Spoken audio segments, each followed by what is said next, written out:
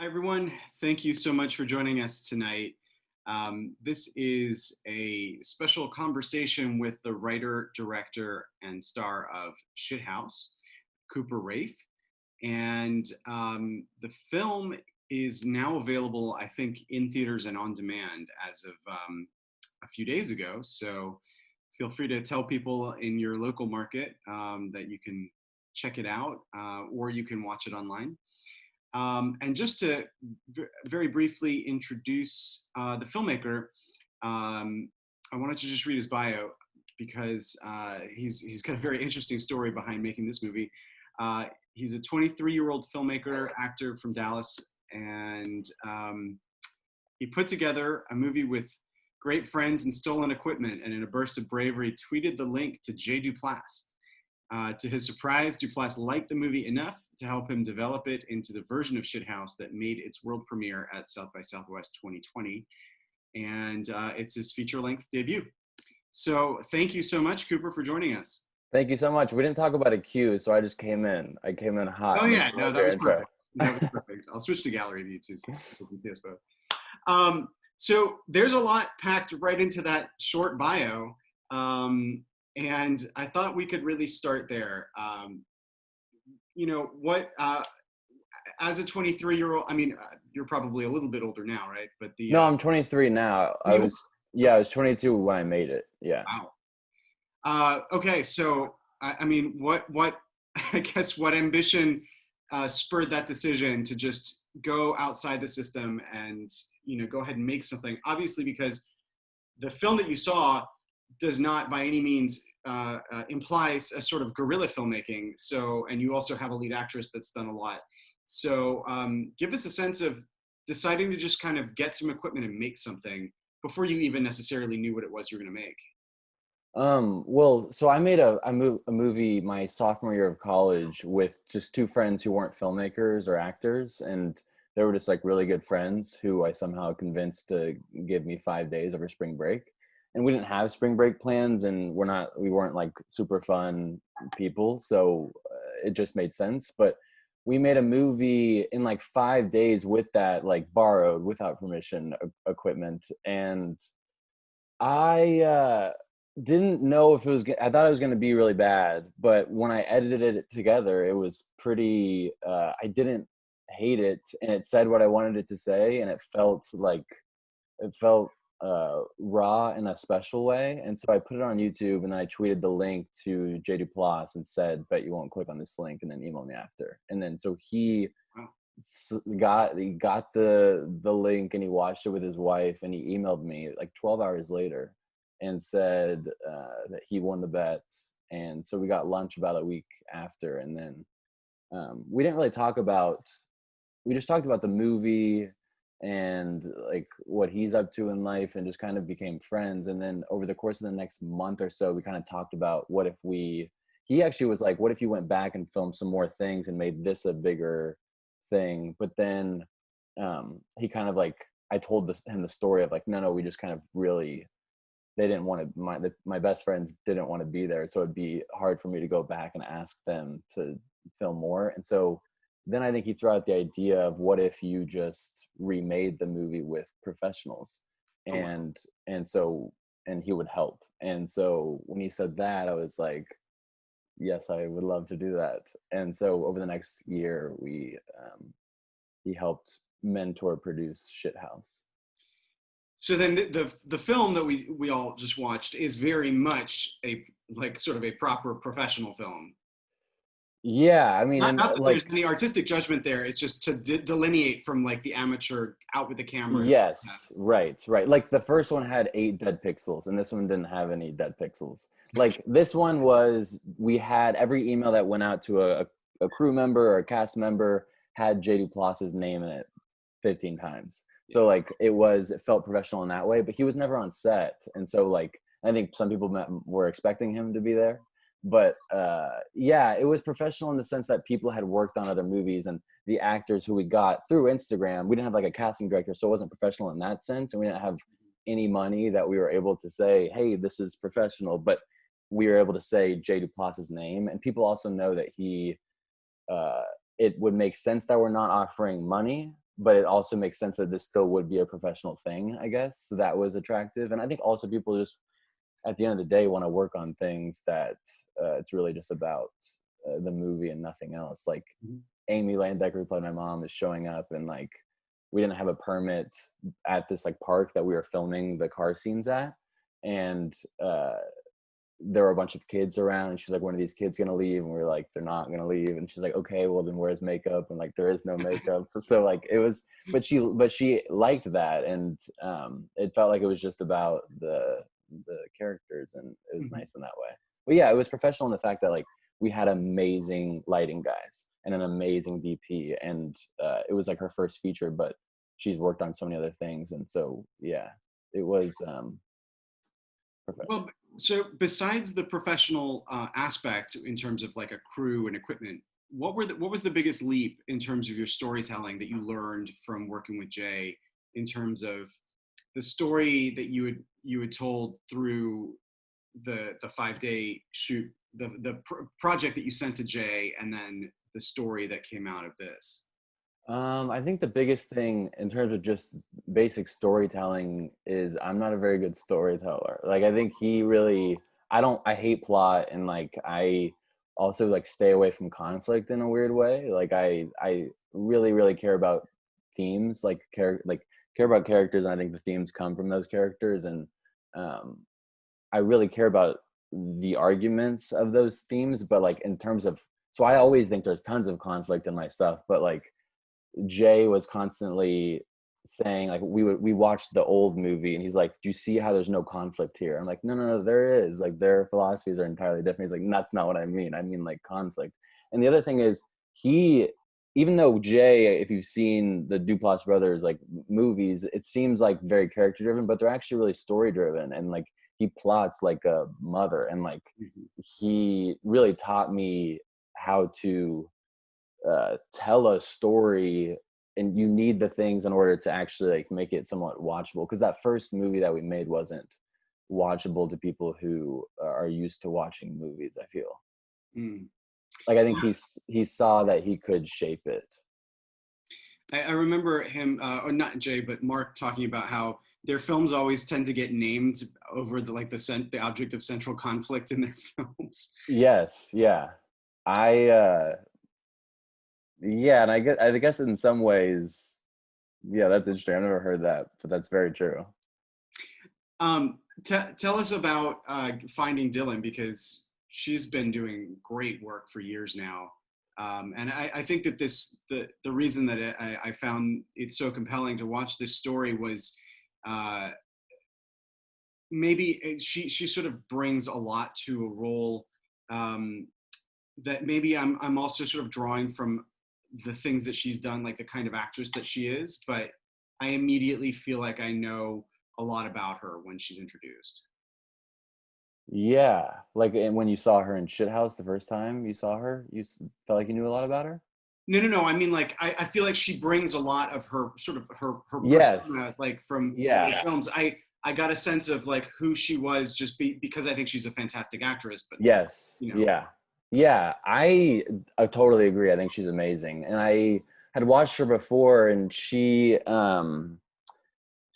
can't not bring herself to the role. She's so strong-willed in that way, and not stubborn, but like she uh she's like Maggie on steroids. I always said, like, what I wrote on the page, I think when I first had lunch with her, she was it was very intimidating in a way that when I left, I was kind of scared. Like, is this right? Like, is it going to be like believable at all that these people would ever spend 2 seconds together? But then I realized that that's the girl that Maggie's based on, is this girl named Madeline, who I realized I felt the same way when I first met her. And so I think there was, yeah, I mean, I think she's amazing too. Was there a decent amount of like drawing from real experience or more emotional experience when writing the story?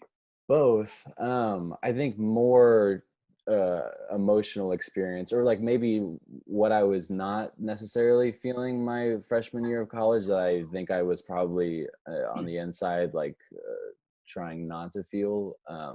So I think like Alex was me trying to like strip away uh the stuff that I felt like I was going through, but not really like talking about it. And Alex is someone who's like never not talking about how he's feeling and uh, the the trouble that he's going through. Mm. Um, but like I was a lot like the roommate. Like I turned my brain off a ton my freshman year and drank a ton. But I wanted Alex to kind of, I wanted the movie to be about the pain of leaving home and growing up. And Alex is someone who's like right there with it. And I think he sheds a light on what college means. And that's what I wanted the movie to be about. But then it's about like this relationship that is very much inspired by my relationship with this girl named Madeline that I was with for 3 years. So Mm.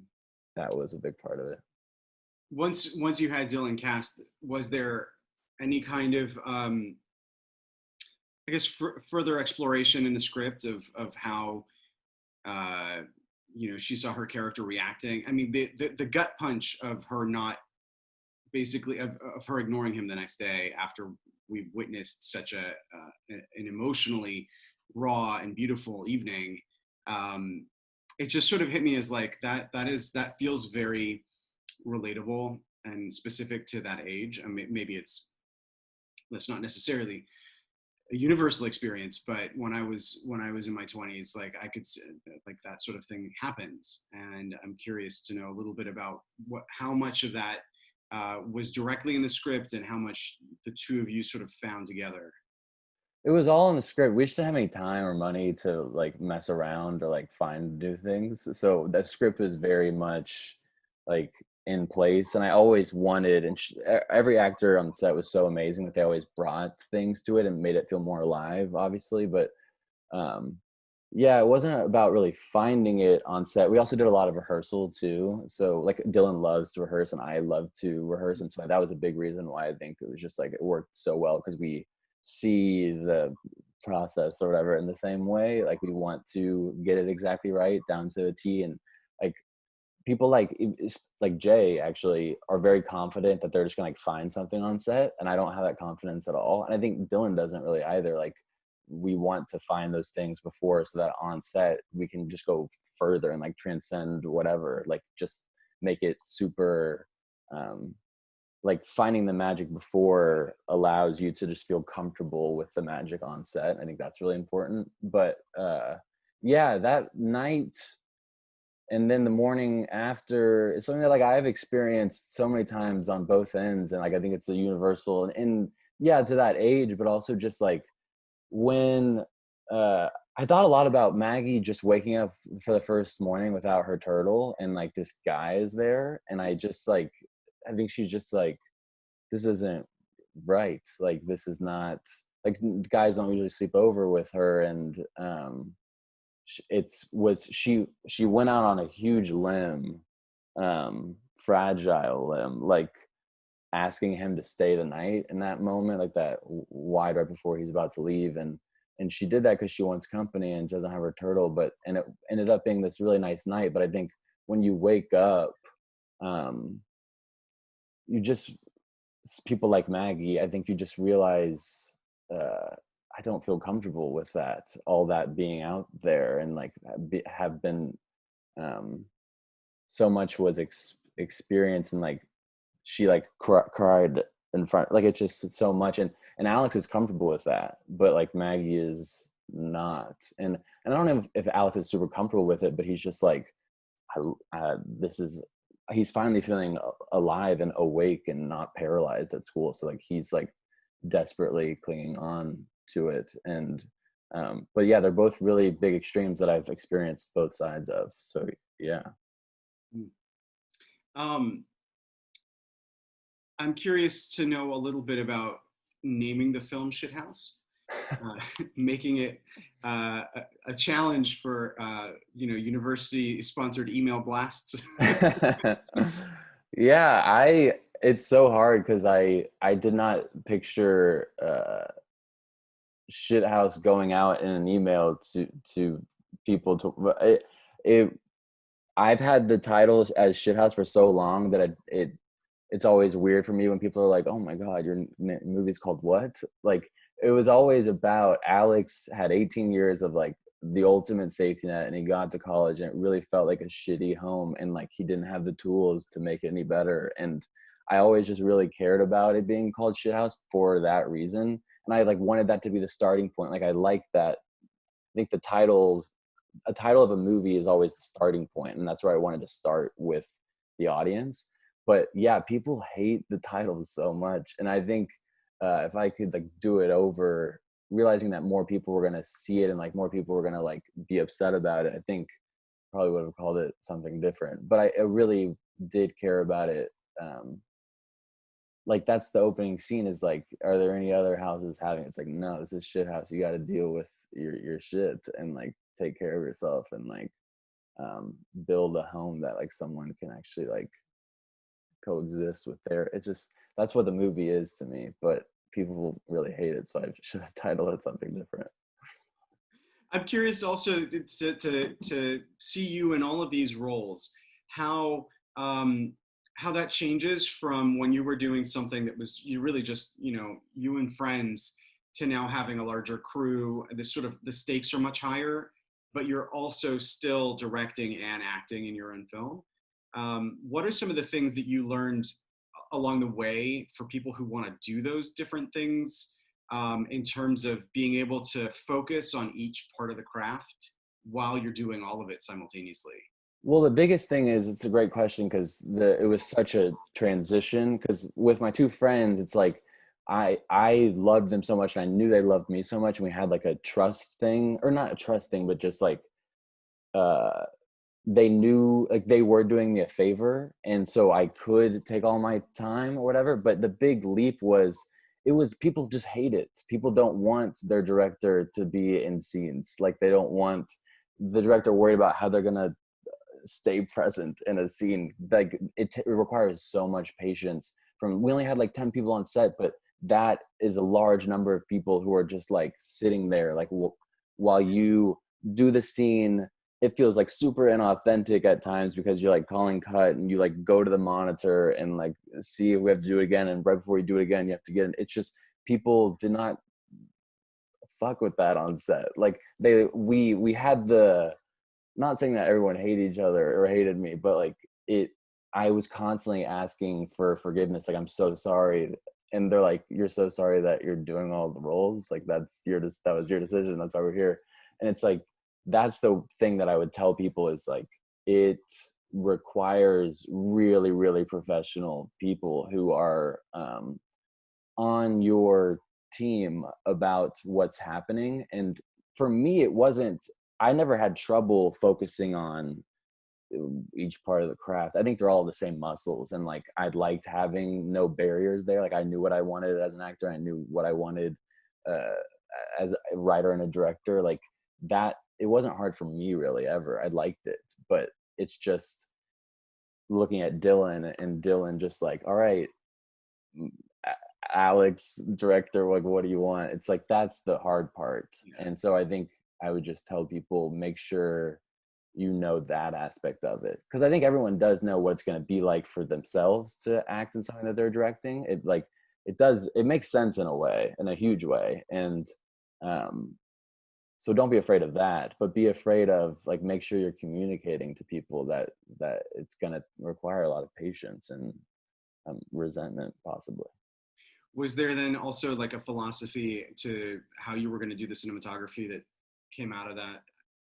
Yeah, so that's the other thing is Rachel Klein, the cinematographer, shouldered way more than a normal DP would have to shoulder, because there were times where we just didn't have enough time. So I'd feel like we got it, and I'd look to her, not knowing what the scene even looked like, but it felt right, and I'd look at her and say, that felt great, and she's like, it was great, we should move. And so there was a lot of she not only was entirely in charge of directing the shots, but she was like also in some ways a co-director, because like I just needed that other perspective, and I also just loved her perspective as uh, someone who wasn't like very close to the story. Like I have a really close relationship with Rachel, but we didn't really we always were just talking about how the movie looked, and like we were never talking about the characters or the emotions. And so she was kind of really experiencing, I think, the movie for the first time. And so I really liked like having like the first scene. I think she was like, oh, okay, cool. Like this is what it's gonna, because there's a very specific thing that Dylan and I did for rehearsal for like 5 days, and then she saw it for the first time while she's filming it, and there was something really nice and special about that. But I didn't answer your question. What was your question?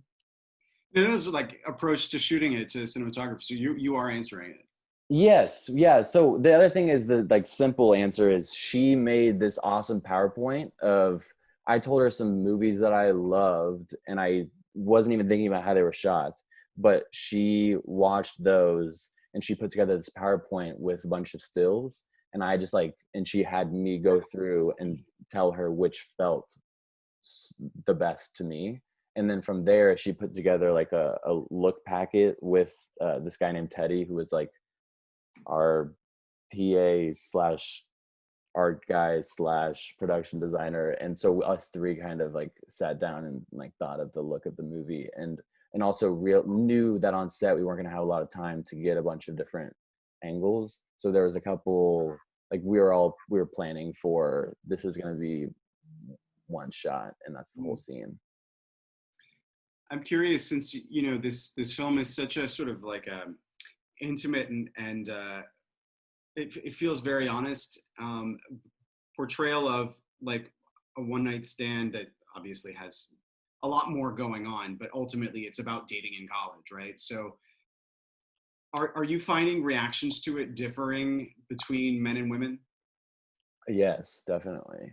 I didn't realize how much um, guys would like it. Like I didn't realize, because he's such an annoying baby, and I didn't realize how many people were gonna feel comfortable being like, "Yo, I related so hard to Alex," and I really love it so much because I think we all are big babies, and especially like boys, and yeah, it's super like it's super uh I don't know. I mean, it's not really like I'm thinking about just one particular person who kind of like two particular people who, one is like, bro, Maggie is so mean. I did not want them to end up together. And like someone saying Maggie is like, I don't know if they should have ended up together. And my answer to both of them is like, they didn't end up together. They're like dating. You don't know if that's gonna last a week. Like they're going into the darkness in that shot. Like that's what the movie is about, is like them taking the trying together, not them ending up like happy together. But yeah, I'm just people surprised are, they even still know each other by the end of 4 years of college. yeah, well, no, I'm not surprised by that. I mean, they love each other and they fell in love with each other that night. There's no denying that. And it's just the nature of Alex to like, he's always going to be there. And yeah, I wanted Maggie to have that. Are we talking about the ending now? Yeah. Yeah.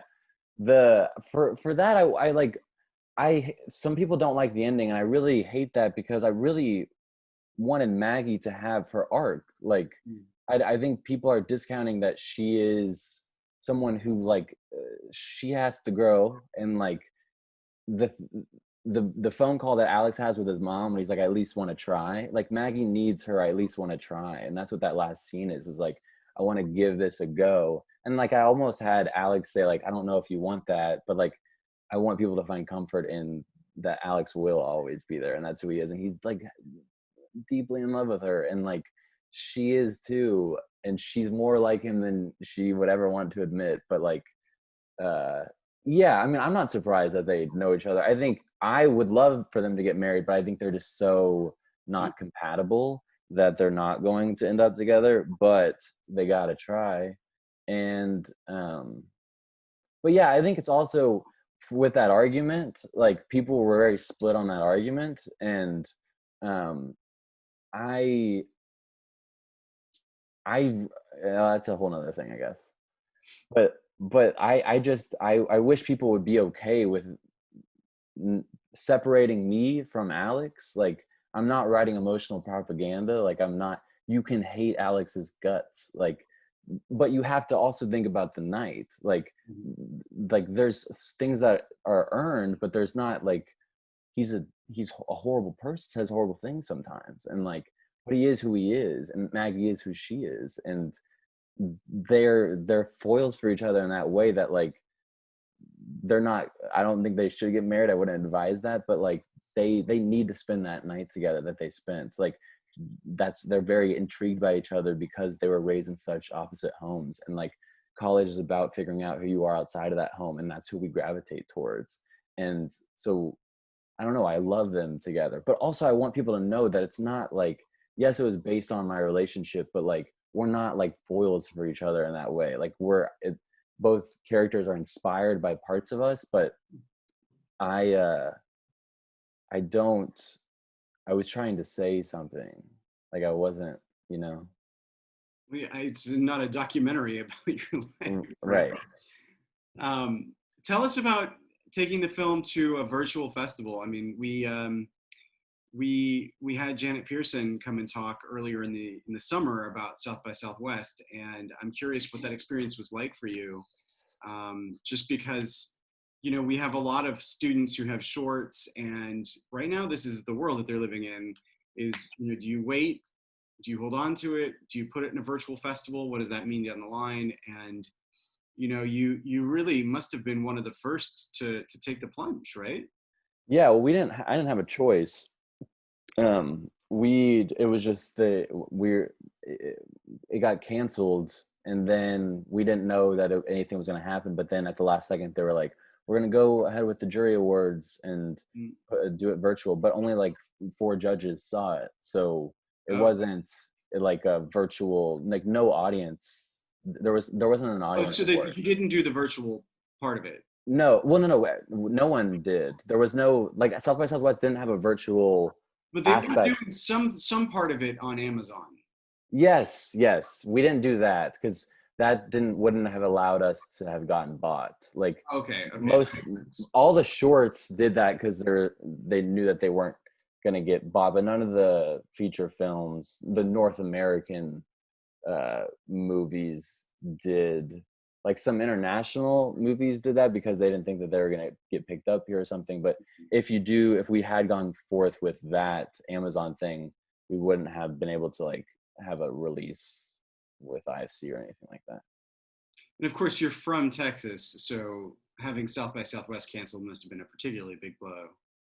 Well, it wasn't a big blow. Like, it was, I've never been to a film festival, and we finished the movie 3 days before it got canceled, so I didn't have a ton of time to be like, I'm gonna do so many things. But and also 10 minutes after it got canceled, IndieWire like texted me and said, can we interview you about how you're feeling? And I like texted my publicist and was like, are they going to throw us under the bus? And he's like, no, they're going to say something nice about you in an article. And so like they wrote this article that was just like, all these filmmakers missed out on this big opportunity. So I think people were very kind and like wrapped their arms around the movies and the filmmakers in a really big way. So it was kind of, it didn't feel like a big blow at all. I felt super lucky the whole time. Well, let's start taking questions from the audience. And I just want to remind everyone, you can raise your hand if you want, but it would also really help if you put your question in the Q&A box, just so that we can just quickly call on you guys one by one. Oh, okay. Paul, I'm going to go out to you with this one. So Paul, I'm going to move you over, and you can turn on your video if you like. If not, just use your mic to ask your question live. This is a juicy one. A juicy one? I don't know. Paul's got the juicy question. Paul, that's not what I expected you to look like, man. Oh, yeah. I'm an old guy. Anyways, yeah, I wanted to know if you found any ethical problems with an RA having sex with one of their own residents. Absolutely. USC has a policy with their residents. And USC has a policy? RA and a resident. Yeah, I think that this school did too, definitely. I think that Maggie's breaking rules all over the place. And no, I totally agree. I think she's in a Yes, it is. There are a ton of ethical issues, and but that's college. You break rules. They're also not Right, supposed I to be. understand. They're also not supposed to be drinking, Paul, but they are. Well, that Um, I know. Yeah, you can't get away from that. but I don't know. I don't think that I mean, there. I was very interested in the power dynamics, and like in that first con room scene, like if you look at that wide, like she is here and he is here, and like I wanted, but then when you go into her room, she gets on her bed, he's here, like she has this thing. Like Maggie is very aware of those dynamics, and Alex is too, I think, in like his naive way, and I think everyone is like when you're in it, like you know if it's wrong or right, and I think with Maggie and Alex it's oh so right. But yeah, I know there are super, I think if someone found out, maybe that's why she woke up in the morning and was like, whoa my god, I just broke so many rules. But She didn't yeah, want to get caught. yeah, exactly. She's like, get out. And when she comes back in, she's like, you're still here, dude? Like, I'm gonna get caught by whoever enforces that rule. Hey, thank you. Thanks for the Thanks, question. Paul. Move you back over. Okay, I'm going to bring over Maya Mulcahy.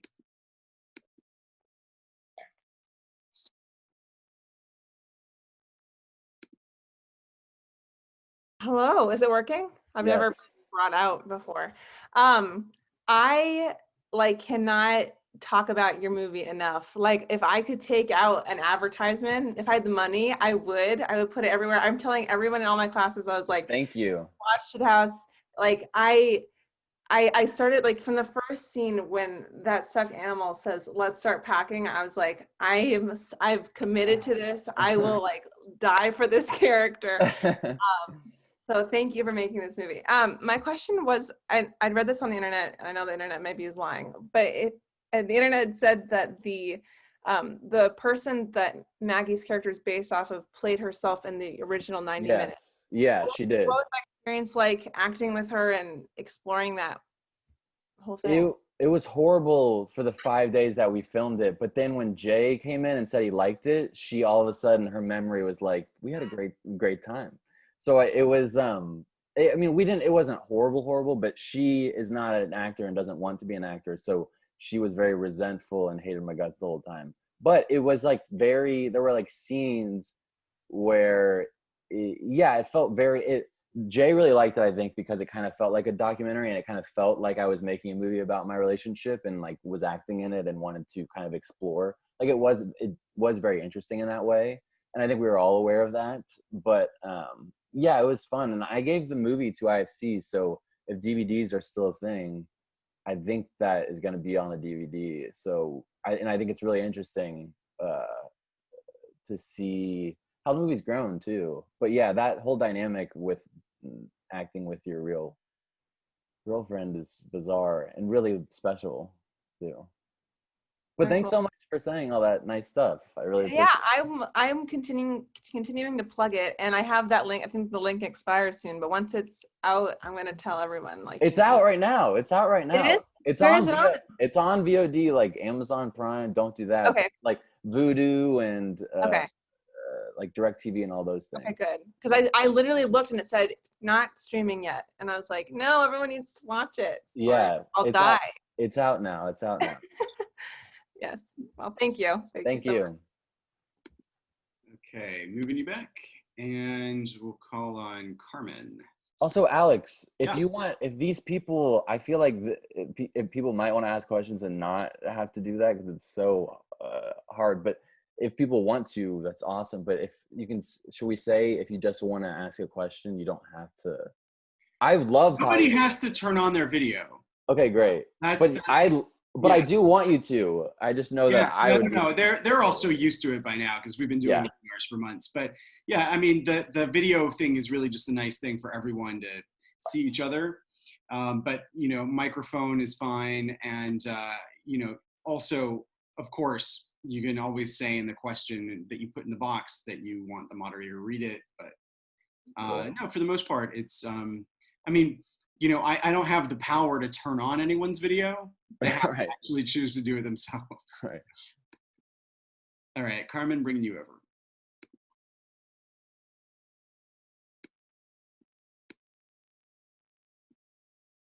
Hello? Hello. Oh wait, I don't know. Oh wait. Oh, okay, there it There goes. you are. Hi. I just while I'm still gathering my questions together, I just want to preface that I also love the movie. This is one of my most anticipated of the year, actually. I think I messaged you on Instagram earlier. I've the hours since I've watched it, this is all I've been talking about with my letterboxed friends and film friends, and you just really love the movie, one of the best of the year in my opinion. And yeah, it's just, and you being like the same age as me just makes it even more like better, and it kind of like gives me a drive to like do something, especially during this pandemic. But yeah, thank you for this film. It really, as a lonely college student, uh, what do you call it, resonated with me. So the question I had. Thank you so much. Thank you. No problem. Thank you. I read your didn't I respond to it? Yeah, you responded to it. It was a little awkward, but yeah, I just wanted to, yeah. I didn't think it was awkward at all. Thank you. But I just I guess my question kind of will just ask you to elaborate on what you've already explained, because one of the things I've been wondering since I've watched this is, number one, like what, especially because you said that you aren't really like Alex, so like what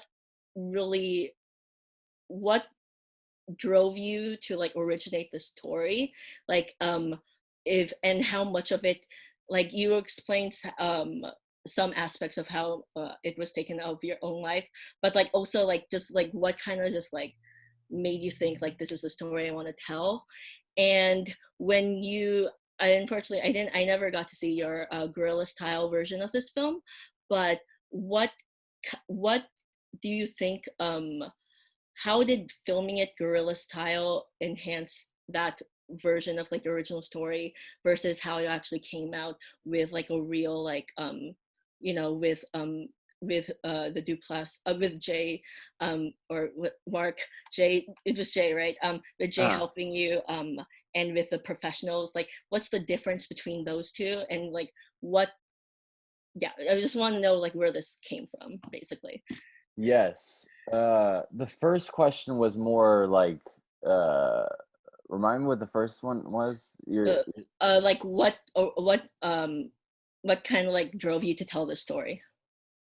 Yeah. Oh, also, yes. Well, so Alex, I think it is me. Like, it's how I talk. And I mean, obviously, you're like, I think people, if I said it's not like me at all, and they're like watching this, like, yeah, it is.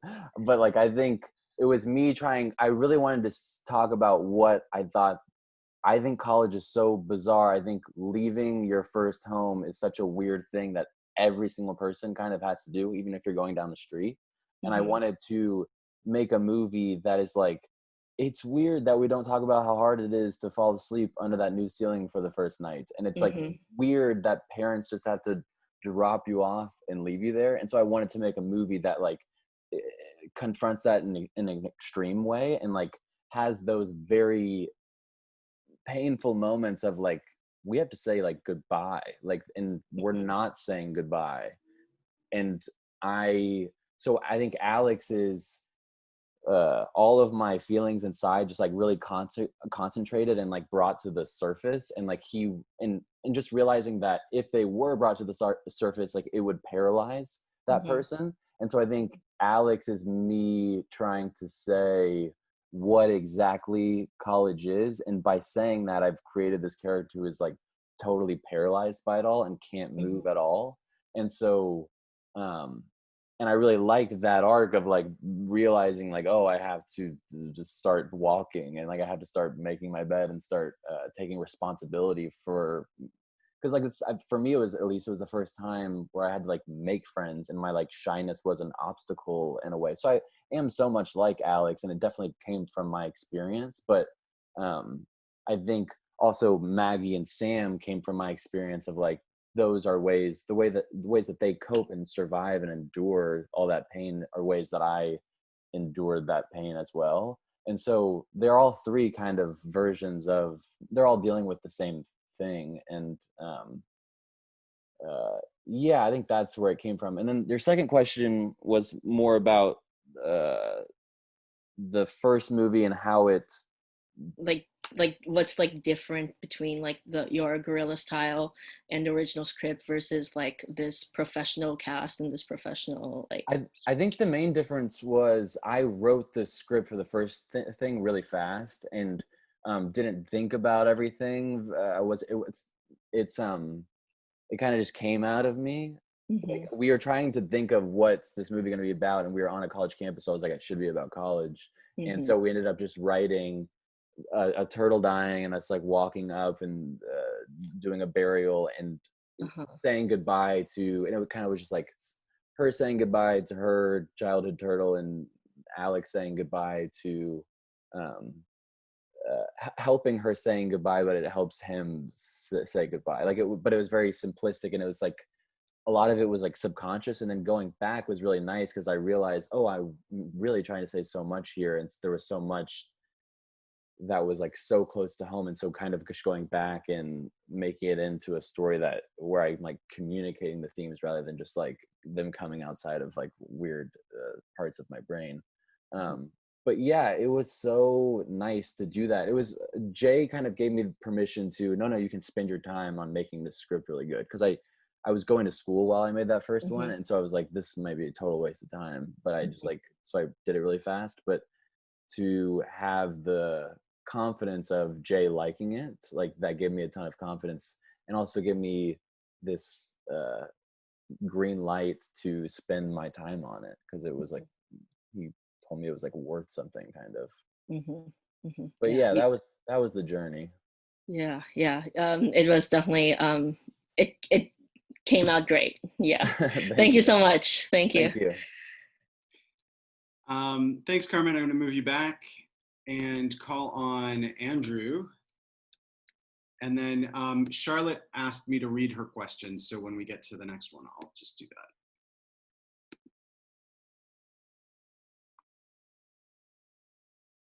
Hey, is this working? Yes. Cool. Yes. Sweet. So thank you for taking the time to speak with us today. I just want to preface my question by saying I am a college freshman right now, and like as like, you know, a college freshman who's like living in this weird experience, this film definitely spoke to me. So like, thank you for making it. It's really awesome.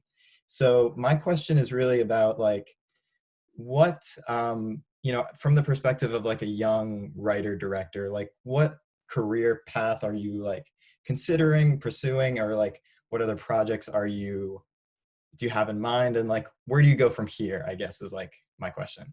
Yeah, well, thank you so much, Andrew, for saying that. And I'm so sorry that this is your freshman year. That sucks so hard. But I don't know. To answer your question, I don't like feel like I have a career. I don't know, like I don't even know what that word means. But I'm realizing that it's a very lucky window where people are bringing things to me and asking what I want to do. So I'm like trying to work as hard as I can to say yes and to like show what I've written. But at the same time, like I'm having these Zooms where people are like, what's next? And I like show them, here's what I've been working on. And they're like, that's so small. Like that seems like really not entertaining. And I'm like, yeah, did you watch Shithouse? So like I still want to tell the same stories, and I still want to be like character driven, and I still hate plot a ton. So it's gonna be, luckily, I try to like go into certain meetings like feeling very not confident, but just like this is great. Like I try to do that, and some people have fallen for it. So like I am working on a couple things that are in the same vein of Shithouse, but like have way more support and money. And so I think I just want to do similar things, but with more money, honestly. Awesome. Thank you. Yeah. Thanks, Andrew. Okay, this is Charlotte's question. What was the process like in writing such a personal story, and did you guys consider any alternate endings? What was the first question? Sorry. What was the process like in writing such a personal story? It was easy. I don't know. I think everything that is original and personal, you like draw from your life, and I did that, and it was like I always had some things that I wanted to say, and I have like characters that I just am obsessed with and really love, and I love their dynamic, but I also just love them and like the way that they're raised. And I'm really interested in their parents, um, and they are so close to people that I know. So it was kind of I don't know how to answer that question. It's like Well, it wasn't. how thrilled were people in your life that you were telling a story that was inspired by some pretty personal things? I think they were honestly like with like my mom. I think she just it's everything to see. I wanted people to feel like very not like I didn't make the movie to like make my mom feel seen, but like I watch. I'm so observant of my mom, and I think making a movie is like the ultimate. I hate when people say love letter, but like the ultimate like I know that you're crying on the other end, and like I know that you're being so strong. I think it's like so crazy and amazing. And um I and then like with Madeline, like I mean Alex is so, I mean I hope it comes across that I'm just like in love with Maggie. And um there are so many different parts of Maggie that it's like so clear that that's not Madeline. And so there's not like Madeline's parents have seen the movie and they're not like,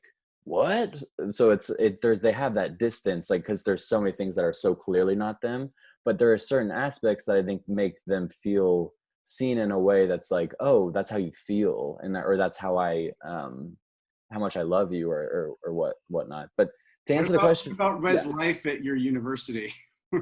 Say it again. What about the people who run residential life at your university?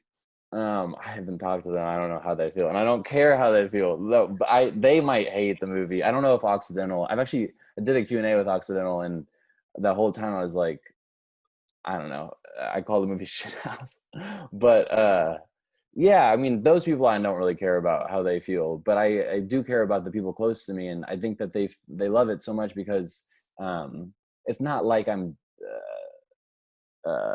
taking advantage of like. I'm not pulling conversations out that we've had, but I am trying to create something that elicits the feeling of, oh, that is how we felt, and oh, you love me that much. I'm like, yes, I do. And so yeah, but I never thought of an alternate ending other than I did think about, I think I said this, I thought about having Alex, when Maggie asks to date, there's also this phenomenon of like my friends who have graduated college recently, and I'm sure people know this phenomenon. You graduate and then you start like dating someone who's still going to college because you're like so scared. And I'm just like always interested in what people cling to and not how people change. And so I knew Maggie was always going to ask him to date her right when she, like as she's graduating. I knew that was going to happen, but I did write there was an alternate ending where Alex says, no, I don't want to do that because I don't think that that's what you really want. But then I was like, no, I want people to find comfort in the fact that Alex will always be there, and like his dumb face when he's like, yeah. But I also wanted him to say, like, I think in those 2.5 years, Maggie, the way they go into that 2.5 years, Alex is kind of like here because he's been such an asshole. And so I pictured Maggie not only being here, but like not treating him very well at a lot of different points in those 2.5 years. And so I did want to be true to the fact that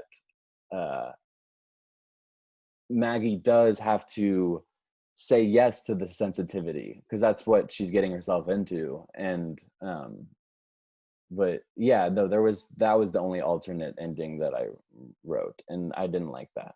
So I was like, no, he's got to say yes. Okay, we have an alum, Sophia. I'm going to bring her over now. And then we've got a couple more after that. There we go. Hey.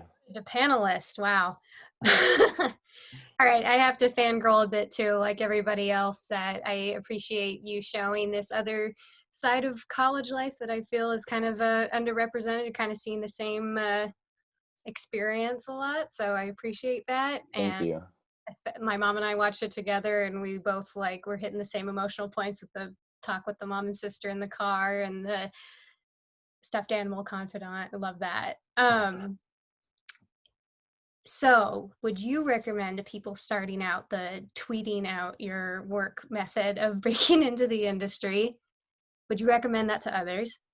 And also just when you're kind of trying to make your first projects or just kind of getting like a calling card of sorts, just having something tangible made, would you kind of recommend doing like creating a story that's maybe not as complex or expensive when you're like how you had your friends help you out when you were doing it the first time around? Yes, for tweeting, yes, always tweets. I've tweeted so many things that have not been looked at, but one thing did, and it like literally made all the difference. I think always tweet, and like even if your friends are like, dude, what are you doing? Like do that, because it is so important. And Instagram messaging is also the other thing that's great, because people do read those, like everybody does. And the other thing is, yes, I would suggest making something that, make a movie about like something in the where you are. Like I try to, because we made that first movie for literally $0. Like there was no, I think we did this whole thing where the Duplass brothers tell people to make a $5 movie, and so we bought a $5 thing of wine, and in the script it's like, oh, how much is that wine? And so I wanted to be like, Jay, this movie cost $5. But yeah, but at the same time, I don't think that I think you should just make what you want to make. Like I don't think you should think about like what's going to be good or what's going to be easy to make. I think once you have something that really, really means a lot to you, you're going to find a way to make it, and you're going to find a way to make it really good. So like, don't come from a place of like, what's going to be good or what's going to be like the easiest to make, because if you have a story that you really, really care about, you're going to make it awesome, and you're going to like really want to make it watchable and like communicate it to an audience. So like, I think that's the place to start from, not like, I want to make something that's like the easiest to make, because that's also a trap. All right. Thanks so much. Yeah. Thank you so much for your kind words. Of course. Okay, let's go over to Josh, and I'm going to move you over now.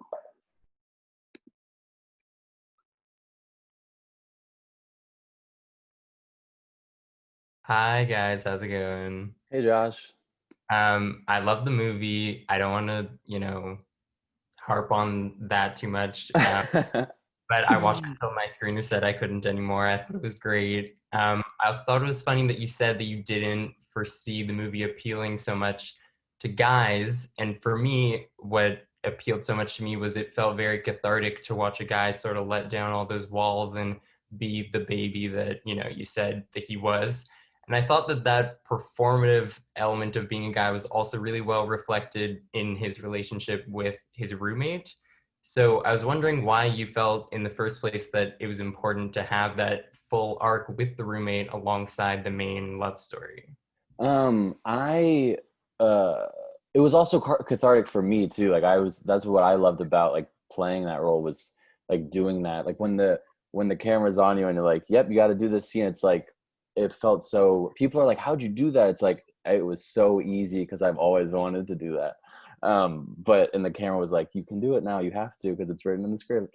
But to answer your question about the roommate, I've thought a lot about like what it means to live inside of a room with somebody, and I think that there's no way you're not gonna hate each other and resent each other. And like that scene where he's jumping on the bed, like, I hate you, I hate you, I hate you, like, and he's like, I think he like says something in the Jerry Seinfeld impression about like what it means to have roommates, and it's like an offhanded comment, but it's so hard to live with someone. But at the same time, I don't think that you're ever gonna end up not loving each other for the same reason that you're so close to each other. So I always wanted them to eventually like think they're both in a vulnerable state. Like I wanted to, I made it so that he was feeling low at a certain point, that Alex was feeling low. And I think when their guards are both down in that way, they're like still the same characters. So it's like funny because Sam is such a funny and awful person, but so is Alex. And like their friendship just made a lot of sense to me. And it was like based on every male relationship that I've ever had in my life. And yeah, I just love that character. I love Sam, and I also love Logan, who played Sam. And it was like I was like, you can't not, in the same way that Maggie and Alex like end up dating, like they can't not end up being friends, because like I'm always, like I said, like more interested in people getting together. And like, so yeah, does that answer your question? 100%. Thank you so much. Thank you. Thanks, Josh. Okay, so we'll go out to one last question. This is from Michael, who's also a freshman. So this film has, I think, been really interesting, actually, to have a bunch of freshmen relate to a movie about moving in and starting your life anew when they're in this odd moment. Yeah, I'm sure they're also like, it's a bit of a wish fulfillment thing. Like, is this what like just grasping out? Like, is this what I'm missing? I hate that. It just sucks so hard. Like, sorry. Okay, Michael, you're with us if you want to jump in. Just you're muted. Unmute yourself. All right, can you hear me? Yeah. Yes. All right, so firstly, I really enjoyed the film. And I can say that without a doubt, I would have probably ignored the email if it weren't for that name sticking out. So don't worry about that. Thank you so much. Like you said, the movie starts with the title. I appreciate that. And so I just wanted to say, like you said, as a freshman living at home, I'm approaching this story from a really backwards perspective, in that I can't miss home like Alex does. So it was really interesting coming at that from a very different angle. But I wanted to say that after watching it, it definitely made me appreciate being at home this extra year that I've gotten at home more than any point at time during this quarantine. So I just wanted to say thank you for that, because I really hadn't pictured that. I'd been kept thinking about what I was missing not going to college instead of what I was gaining, getting an extra year just to be with my family.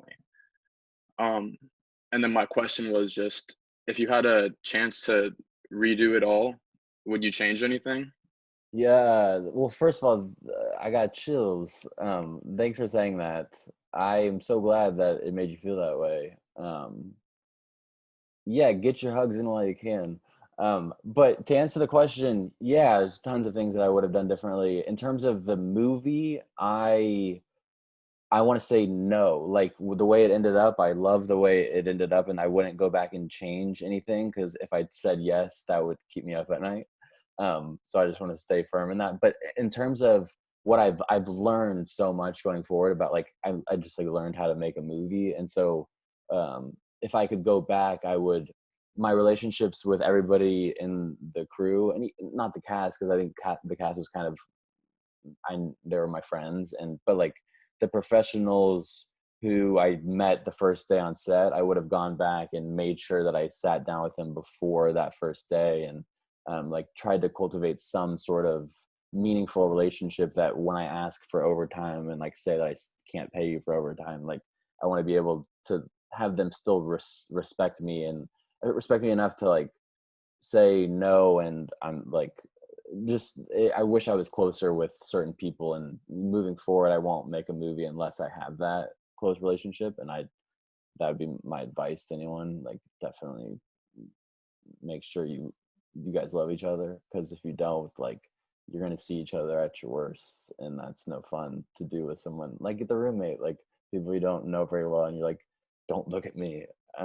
But yeah, so get close to those people before. Thank you. Thank you.